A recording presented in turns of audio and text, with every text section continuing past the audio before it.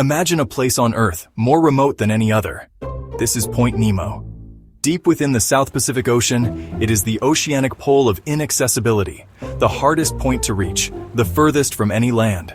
A place of profound isolation, a silent witness to the planet's watery majesty. Water stretches in every direction, an unbroken horizon. No islands, no continents, just the immense rhythmic swell of the ocean. The sky above mirrors this emptiness, a canvas of blues and grays, sometimes pierced by distant stars. The silence here is profound, broken only by wind and wave. Humanity has not touched this specific coordinate. No ship routinely passes, no fishing fleets venture this far. The nearest human beings are often astronauts, orbiting far above on the International Space Station. This fact alone underscores its unique solitude. Point Nemo is more than just a location. It represents the ultimate frontier. A place defined by what is absent: land, people, easy access. It compels us to look, to wonder, to understand the nature of such extreme remoteness, and what it tells us about the Earth we think we know so well. This is the beginning of our journey to this lonely point. The name Point Nemo evokes mystery, borrowed from Jules Verne's Captain Nemo. Captain Nemo, the enigmatic commander of the submarine Nautilus, sought refuge in the ocean's depths. His name, Nemo, means no one or nobody, a fitting title for a man who wished to be anonymous.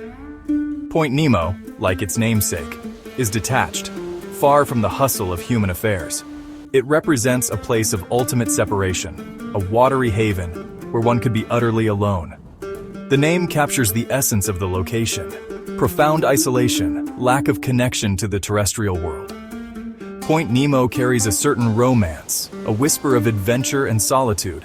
It is a modern name for an ancient reality, the reality of oceanic deserts. Places so remote, they remain almost mythical. The choice of Nemo was inspired, connecting this geographical curiosity to a timeless human fascination with the unknown deep.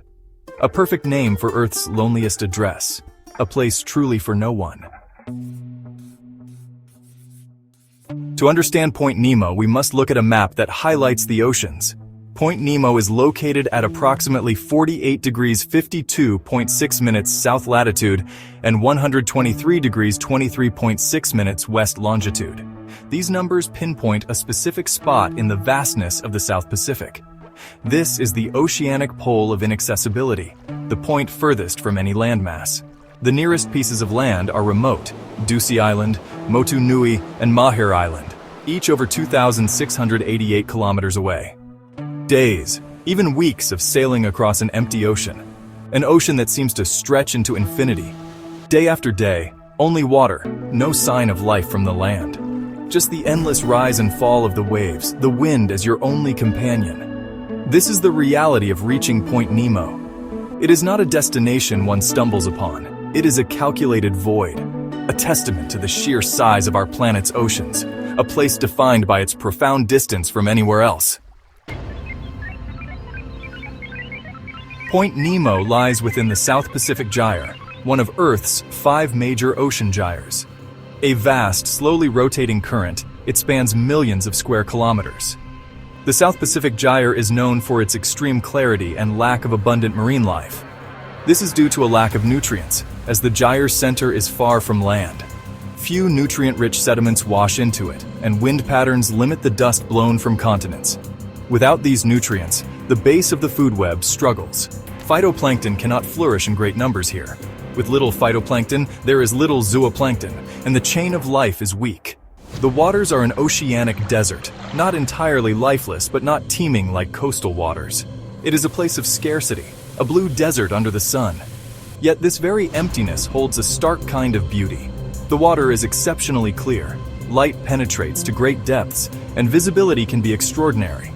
It is a different kind of oceanic experience, one of profound stillness and immense transparent space. The South Pacific Gyre, and Point Nemo within it, reminds us that even the ocean has its deserts.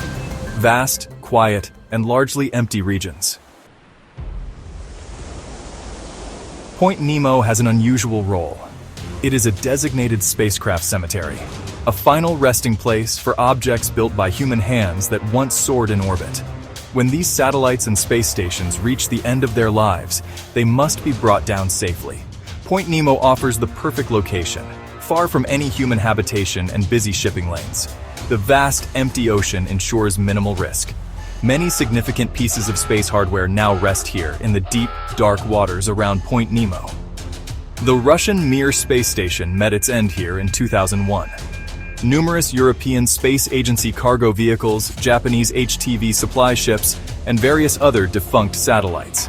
It is estimated that over 260 spacecraft lie scattered on the seabed, silent reminders of our ventures beyond Earth. Point Nemo, a place defined by its lack of human presence, serves as a repository for our most advanced technology.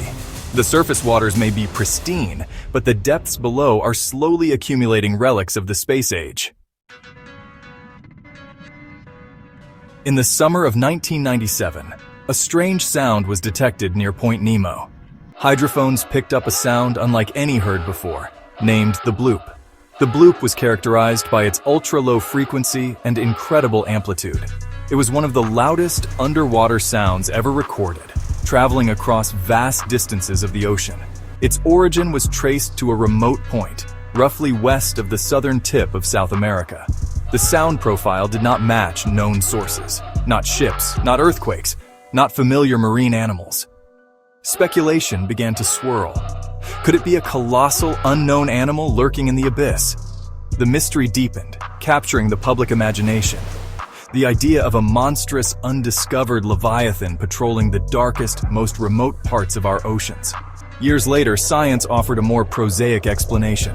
NOAA concluded the Bloop was most likely the sound of a large icequake, an enormous iceberg cracking and breaking away, likely from Antarctica. The acoustic signature matched these events. Though less romantic, it was a powerful natural phenomenon. The mystery was largely solved, yet the allure of the Bloop remains. A reminder of the strange voices that echo from the uncharted depths near Earth's loneliest point.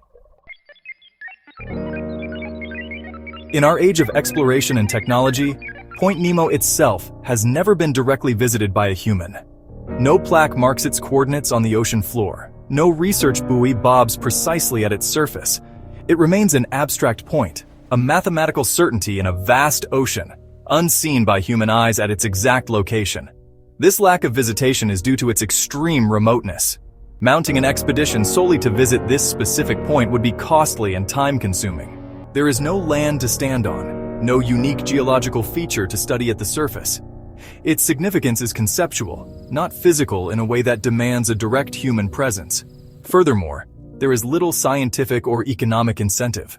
The waters are not rich in fish, and there are no known mineral resources on the seabed. Scientific research in the South Pacific Gyre occurs, but it focuses on broader oceanographic patterns. For most practical purposes, the closest humans regularly come are sailors in round-the-world yacht races and astronauts aboard the International Space Station. These are fleeting encounters, glances from afar. The point itself retains its solitude, a testament to the fact that some places on Earth remain defined by their sheer, unadulterated emptiness and our absence from them. Point Nemo is more than just a set of coordinates. It resonates deeply within the human spirit. It represents the ultimate unknown here on our own planet. In an era where maps detail every corner of land, the existence of such a remote, unvisited spot is a powerful symbol. It reminds us that Earth still holds mysteries, still possesses frontiers that are not easily conquered or even reached.